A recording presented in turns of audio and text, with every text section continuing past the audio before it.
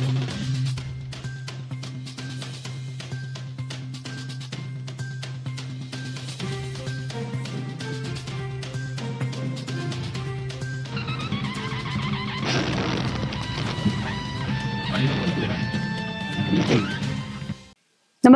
आपण पाहता हिरकणी न्यूज.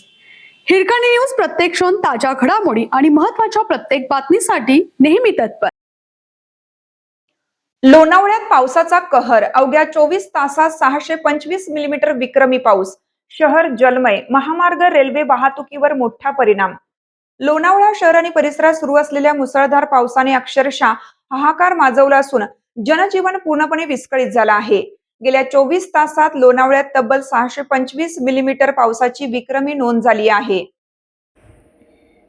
या संततधार पावसामुळे शहरातील अनेक सखल भाग जलमय झाले असून रस्ते, पूल आणि वाहतूक व्यवस्थेवर मोठा परिणाम झाला आहे.